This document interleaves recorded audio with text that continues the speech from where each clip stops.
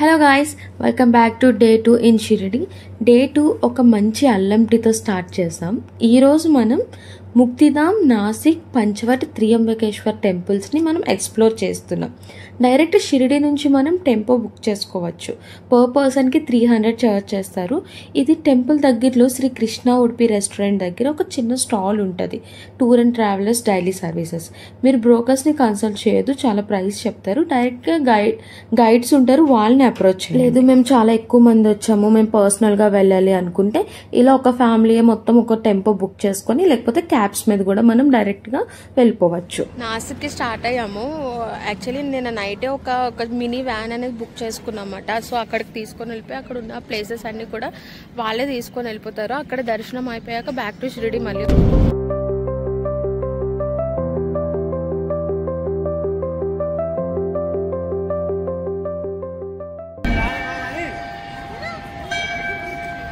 ముక్తిధామ్ వచ్చాము, నాసిక్ వచ్చాము కదా. ఇక్కడ లోపలంతా కూడా రాముడు, శ్రీకృష్ణుడు, శివుడు, లింగాలు కూడా ఇక్కడ ఉన్నాయి.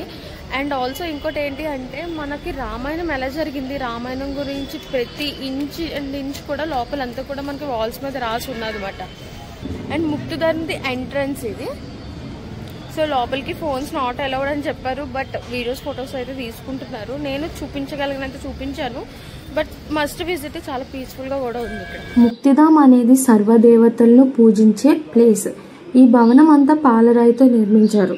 ఇది ఇండియాలో మహారాష్ట్రలో నాసిక్ అవుట్స్కట్స్లో టూరిస్ట్ అట్రాక్షన్. ఈ బిల్డింగ్ 1971లో స్థాపించారు. ఈ టెంపుల్కి స్పెషాలిటీ సర్వదేవతలు కొలువై ఉంటారు. అండ్ మనం టెంపుల్లోకి ఎంటర్ అవ్వగానే భగవద్గీతకి సంబంధించిన 18 అధ్యాయాలు లిఖించి గోడల మీద ఉంటాయి. శ్రీకృష్ణుడికి ఈ ఆలయం అంకితం చేయబడింది.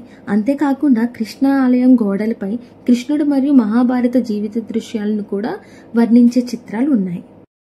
అంతేకాకుండా విష్ణువు, లక్ష్మీరాముడు, లక్ష్మణుడు, సీత, హనుమంతుడు, దుర్గా, గణేశుడు వంటి అన్ని ప్రధాన హిందూ దేవులు మరియు దేవత విగ్రహాలు కూడా ఉన్నాయి. ఇది 12 జ్యోతిర్లింగాల ప్రతిరూపాలను కలిగి ఉంది. వీటిని అసలు దేవతల పరిమాణం ప్రకారం నిర్మించారు మరియు వాటిని వారి సంబంధిత తీర్థయాత్ర కేంద్రాలకు పంపడం ద్వారా వాటిని పవిత్రం చేశారు. అండ్ రామాయణంలో జరిగిన సంఘటనలు ఇంకా పురాతనమైన పురాణాలకు సంబంధించిన చిత్రాలు కూడా మనం గోడల మీద చూడవచ్చు.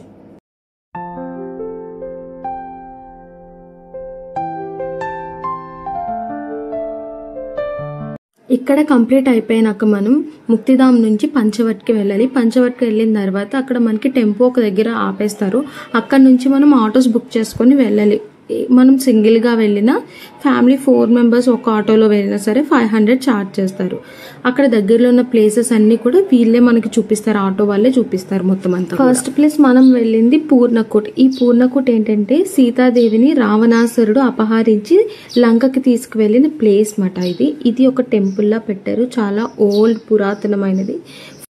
అక్కడ నుంచి మనం కొంచెం ముందుకు వస్తే కాచా మారుతి అనే ఒక ఆంజనేయ స్వామి గుడి మనకు కనిపిస్తుంది. పాండవులు వనవాసం సమయంలో ముల్లుపదల్లో 11.5 అడుగుల విగ్రహం వాళ్ళకి కనిపించింది. ముల్లుపదల్లో దొరికిన విగ్రహం కాబట్టి కాచా మారుతి అని పిలుస్తారు. పాండవుల విగ్రహాన్ని పూజలు చేసేవారంట. కాచా మారుతి ఆపోజిట్లోనే ఒక చిన్న పందిర్ వేసి అక్కడ సీతాదేవి విగ్రహం ఉంటుంది. సీతాదేవి ఏదైతే లక్ష్మణ్ జూల దాటి అడుగు పెట్టిన ప్లేస్, ఇప్పుడు ఇక్కడ మనం సీతాదేవిని పెట్టారు కదా, అక్కడ ఆ ప్లేస్ మాట. సీతాదేవి లక్ష్మణ్ రేఖ దాటి వచ్చి నిల్చున్న ప్లేస్. ఇప్పుడు మనం తపోవనం వెళ్ళాలి. ఆ వెళ్ళే మధ్యలోనే మనకి లక్ష్మీనారాయణ మందిర్ కూడా మనకి కనిపిస్తుంది. ఈ లక్ష్మీనారాయణ టెంపుల్లో స్పెషాలిటీ ఏంటంటే మనకి 12 yearsకి ఒకసారికి జరిగే కుంభమేళాలోని నాసిక్లో ఈ ఆలయం నుంచి స్టార్ట్ అవుతుంది అన్నమాట కుంభమేళ అంతా కూడా. సో మనం ఇక్కడ లక్ష్మీనారాయణ స్వామి దర్శనం ఒక్కటే కాదు, లోపల మనకి గోశాల కూడా ఉంటుంది. మధ్యలో చక్కగా కృష్ణుడు ఉండి చుట్టూరు కూడా ఆవులు ఉంటాయి. ఇంకా అక్కడ మనకి ఒక శివలింగం ఉంటుంది, విఘ్నేశ్వరుడు ఉంటాడు. అందరినీ కూడా దర్శనం చేసుకోవచ్చు. టెంపుల్ కూడా చూడడానికి చాలా పీస్ఫుల్గా ఉంటుంది, బాగుంటుంది. ఇన్కేస్ ఎవరైనా వెళ్తే టెంపుల్ మాత్రం మిస్ అవ్వద్దు.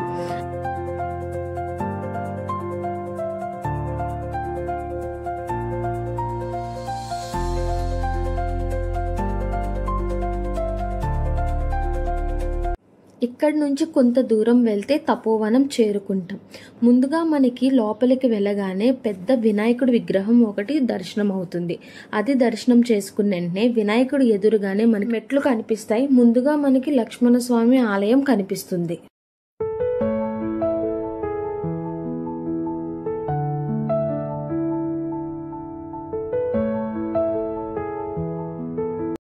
వర్షాకాలంలో తపోవనం అంతా కూడా నీటిలో మునిగిపోతుందంట. ఆ సమయంలో దర్శనం చేసుకోవడం కోసం ఈ ఆలయాన్ని నిర్మించారంట. లక్ష్మణుడు శూర్పణఖ ముక్కు చెవులు కోసిన దృశ్యం కూడా మనం ఇక్కడ చూడొచ్చు.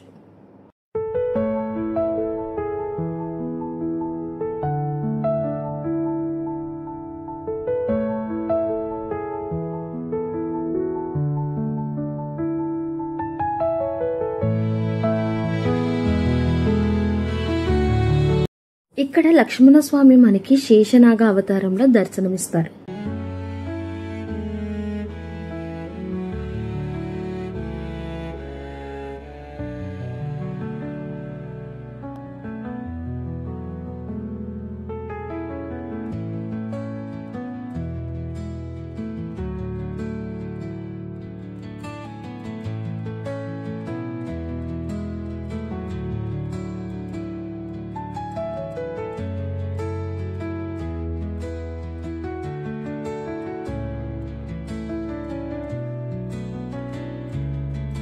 తపోవనం నుంచి మనం ముందుకు వెళ్తే రామ్కుండ్ అనే ప్లేస్ వస్తుంది.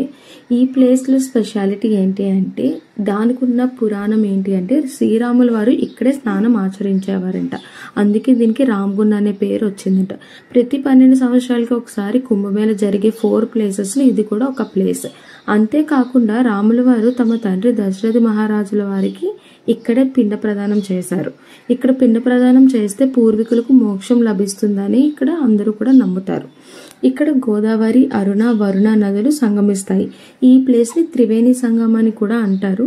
మనకి గోదావరి నది ఒక్కటే కనిపిస్తుంది పైకి, కానీ కిందన అరుణ, వరుణ నదులు అంతర్వాహినిగా ప్రవహిస్తాయి. అంతేకాకుండా ఇక్కడ నది ఒడ్డున శివలింగాలు ఉంటాయి. ప్రతి ఒక్కరు కూడా దండం పెట్టుకుని శివలింగానికి ఆ నీటితో 3 సార్లు మనకు తోచినన్ని సార్లు అభిషేకం కూడా చేస్తారంట. అక్కడి నుంచి మనం బయటకి రాగానే మనకి అర్ధనారీశ్వర్ టెంపుల్ కనిపిస్తుంది. అక్కడ మహాశివుడు ఇంకా పార్వతీదేవి కూడా అర్ధనారీశ్వరులుగా మనకి దర్శనమిస్తారు. దర్శనం పూర్తి అవగానే మనం ఇప్పుడు పంచవటికి వెళ్ళాలి. అసలు పంచవటి అంటే ఏంటి అంటే మనకి 5 మర్రి చెట్లు ఒకే దగ్గర ఉంటాయి. సో అందుకని చెప్పి ఆ ప్లేస్ని పంచవటి అని పిలుస్తారు.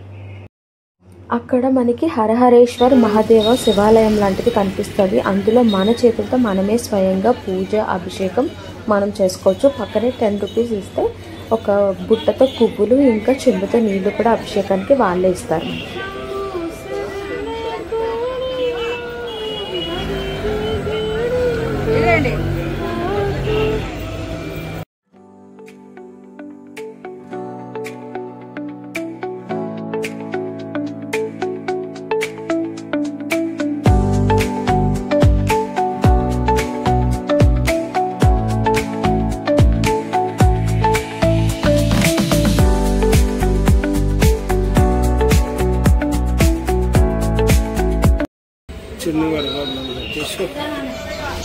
కొంచెం ముందుకు వెళ్తే మనకి గోరేరం పూర్ణకోట్ మందిర్ మనకి కనిపిస్తుంది. ఇది 1782లో కన్స్ట్రక్షన్ చేయబడింది. ఇప్పుడు ప్రస్తుతం ఈ టెంపుల్ని పద్మనాభి ఫ్యామిలీ వాళ్ళు మెయింటైన్ చేస్తున్నారు. అంతేకాకుండా సీత, రామ, లక్ష్మణ విగ్రహాలు పాలరాతితో తెలుపు రంగులో ఉంటుంది. అందుకే గోరారాం అని పిలుస్తారు. వనవాసం కాలంలో రాముల వారు ప్రస్తుతం రామ్కుట్ ఉన్న గోదావరి నదిలో స్నానం చేసి ఈ ప్రదేశంలో దైవ ప్రార్థన చేసేవారట. సీతా గుఫ ఫస్ట్ వృక్షానికి ఆనుకొని ఉన్న గృహనే సీతా గుఫ. వనవాస సమయంలో ఈ గుఫలో ఉన్న శివలింగాన్ని ఆ సీతాదేవి పూజించేదట. సీతాదేవి బంగారు మాయలేడిని చూసి రాముల వారిని తీసుకురమ్మని కోరగా అప్పుడు రాముల వారు సీతాదేవిని ఈ గుఫలోనే ఉంచి లక్ష్మణుడి కాపలాగా ఉంచి వెళ్లారట. ఆ తరువాత సీతాదేవి కోరిక ప్రకారం రాముల వారి కోసం లక్ష్మణుడు వెళ్ళాడు. అలా సీతాదేవి ఈ గృహలో ఒక రాత్రి ఒక పగలు ఉన్నారంట. అందుకే దీన్ని సీతా గుఫ అని పిలుస్తారు. లోపలికి camera not allowed, but I tried my best. చూస్తున్నారు కదా, ఆ గృహ చాలా చిన్నదిగా ఉంటుందండి. లోపలికి నేను వెళ్ళినప్పుడు అయితే నా పర్సనాలిటీని చూసి ఓకే నేను వెళ్ళగలనా లేదా అని కొంచెం సందేహం పడ్డాను. బట్ చాలా ఈజీగా శివయ్యని తలుచుకుని ఆ రాముల వారిని దండం పెట్టుకుని వెళ్తే ఈజీగా వెళ్ళిపోయాము. ఆ గృహలో నుండి కిందన ఉంది మాట శివలింగం. అప్పుడు మీకు చూపిస్తాను. ఆ శివలింగాన్ని సీతాదేవి ఆ రోజంతా కూడా పూజించిన శివలింగం.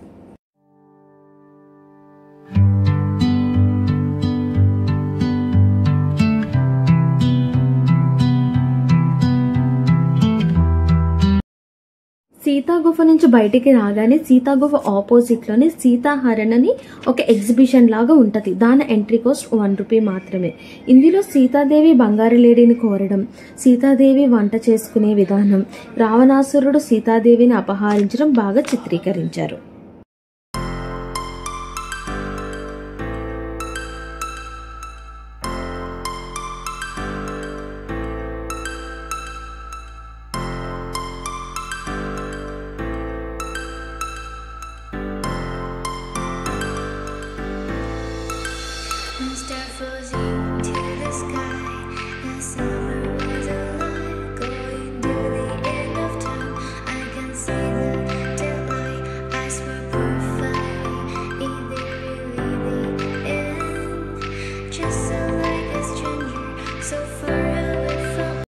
అక్కడ నుంచి లోపలికి వెళ్తే గోశాల కనిపిస్తుంది.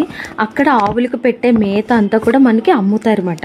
మనకి ఎంత కావాలంటే అంత కొనుక్కుని వాటికి పెట్టొచ్చు. అక్కడ చాలా ఎక్కువ ఆవులు ఉంటాయి కాబట్టి వచ్చిన ప్రతి ఒక్కరు కూడా వాటికి కన్ఫర్మ్గా ఫుడ్ పెడతారు. అక్కడ గోమాతలకు ఫుడ్ పెట్టేసి బయటికి వచ్చేసాము. బయటికి రాగానే అక్కడ కొంచెం షాపింగ్ చేసుకోవడానికి బ్యాంగిల్స్, జ్యువెలరీ అలా ఆ సందులోనే మనకు అన్నీ కనిపిస్తాయి. స్వీట్స్ అవి కూడా మనకి ఏమైనా నచ్చితే కొనుక్కోవాలనుకుంటే కొనుక్కోవచ్చు.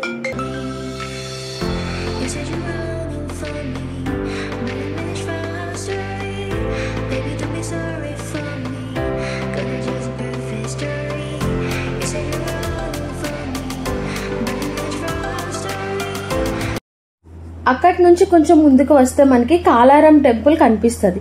ఈ ఆలయం చాలా పురాతనమైనది. ఇది 7వ శతాబ్దం నుండి 11వ శతాబ్దం వరకు ఉన్న రాష్ట్ర కుటాల కాలం నాటిది. మొదటి ఇస్లామిక్ దాడుల్లో ముస్లింలు ఈ ఆలయాన్ని కూల్చవేశారు. అప్పుడు ఆ ఆలయ పూజారులు రాముని విగ్రహాన్ని గోదావరి నదిలోకి విసిరేశారు. ఒక రోజు రాత్రి నల్ల రంగులో ఉన్న రాముని విగ్రహం గోదావరి నదిలో ఉన్నట్లు పేష్వకు చెందిన సర్దార్ రంగారావు ఉదేకర్ అనే అతని కల్లో వచ్చింది. ఉదేకర్ నది నుండి విగ్రహాన్ని తెచ్చి కొత్త ఆలయానికి నిధులు సమకూర్చి 1718లో పునర్నిర్మించారు. అంతేకాకుండా ఒక రాతిపై దత్తాత్రేయ భగవానుడి పాదముద్రలు ఉన్నాయి. రాముని ప్రధాన ఆలయంలో 11 మెట్లు ఉన్నాయి. ఇవి రాముని 14 సంవత్సరాల వనవాసాన్ని సూచిస్తాయి. ఈ ఆలయంలో 84 స్తంభాలు ఉన్నాయి. ఇది 84 లక్షల జీవజాతుల చక్రాన్ని సూచిస్తుంది. రండి ఆలయం లోపలికి వెళ్దాం. ఈ ఆలయంలో సీతారామ లక్ష్మణుల విగ్రహాలు నల్లరాతితో ఉండటం వల్ల కాలారాం అని పిలుస్తారు.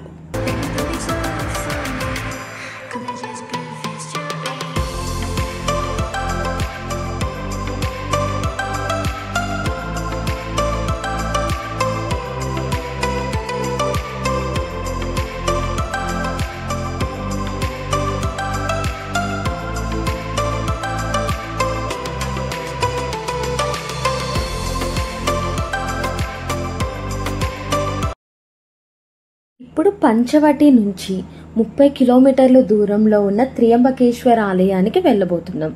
ఇది 12 జ్యోతిర్లింగాల్లో ఒకటి. త్రియంబకేశ్వర ఆలయం గురించి చెప్పాలి అంటే మనకి 2-3 నిమిషాలు అయితే సరిపోదు. దీని యొక్క రహస్యాలు ఎన్నో ఉన్నాయి మనం తెలుసుకునేవి. కాబట్టి మనం వెళ్తూ ఈ ఆలయం గురించి ఏంటనేది మాట్లాడుకుందాం. ఒక పురాతన హిందూ దేవాలయం ఈ త్రియంబకేశ్వర ఆలయం. ఈ క్షేత్రం నాసిక్ పట్టణానికి 28 కిలోమీటర్ల దూరంలో ఉంది. త్రియంబకం లేదా త్రియంబకేశ్వర్ అని పిలిచే ఈ క్షేత్రాన్ని గోదావరి జన్మస్థానంగా పిలుస్తారు. అయితే ఈ క్షేత్రానికి గోదావరి జన్మస్థానం కొన్ని వందల అడుగుల ఎత్తులో ఉంటుంది. త్రియంబకేశ్వరుడు అనగా పరమశివుడు. అంబికం అంటే నేత్ర అని అర్థం. 3 నేత్రాలు గల దేవుడు త్రియంబకుడు. సూర్యుడు, చంద్రుడు, అగ్ని అనే 3 తేజస్సులు 3 నేత్రాలుగా వెలిసిన దేవుడు. పాలభోగంలోని 3వ నేత్రమే అగ్నినేత్రం. మన్మధుని ఈ నేత్రాగ్నితోనే శివుడు భస్మం చేశాడు. స్వర్గం, ఆకాశం, భూమి అనే 3 స్థానాలకు సంరక్షుడైన తండ్రి శివుడు అని కూడా త్రియంబక శబ్దాన్ని వివరిస్తాయి. హరిహరులు ఒకే చోట కనిపించే ఆలయాలు చాలా తక్కువ. కానీ ఇక్కడ బ్రహ్మ విష్ణువులు ఒకే పనవటంలో పరమేశ్వరుడితో కలిసి లింగాకారాల్లో కొలువుదీరి దర్శనమిస్తారు. ఇలా కనిపించే అరుదైన ఆలయమే త్రియంబకేశ్వరం. స్వామి మహామృత్యుంజయుడిగా, త్రియంబకేశ్వరుడిగా పూజలు అందుకునే ఈ పుణ్యక్షేత్రం ద్వాదశ జ్యోతిర్లింగాల్లో ఒకటి. ఇతర ఆలయాల మాదిరి త్రియంబకేశ్వరంలో గర్భగుడి ఎదురుగా నంది విగ్రహం ఉండదు. నందీశ్వరుడికి విడిగా మందిరం ఉంటుంది. భక్తులు ముందుగా నందీశ్వరుడిని దర్శనమిచ్చుకొని పరమేశ్వరుడిని చూడాలనేదే నియమం. గర్భగుడిలోని పావనటం లోపల నిరంతరం జలం వస్తూనే ఉంటుంది. అది ఎక్కడి నుంచి వస్తుందనేది ఇప్పటికీ కూడా ఎవరికీ తెలియని రహస్యం. ఆలయం లోపల కూడా చాలా అద్భుతంగా ఉంటుందండి. మనం బయటికి రాగానే కూడా పచ్చని పరిసరాలు, గోదావరి గలగలల మధ్య పూర్తిగా నల్లరాతితో అతి సుందరంగా నిర్మించిన ఆలయమే త్రియంబకేశ్వరం.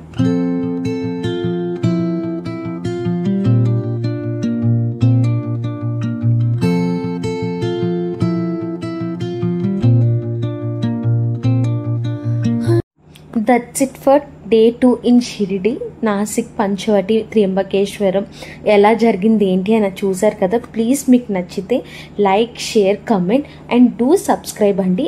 మళ్ళీ నెక్స్ట్ వీడియోతో పార్ట్ 3లో ఏం చూసామనేది మళ్ళీ కలుసుకుందాం. అంతవరకు బాయ్ బాయ్.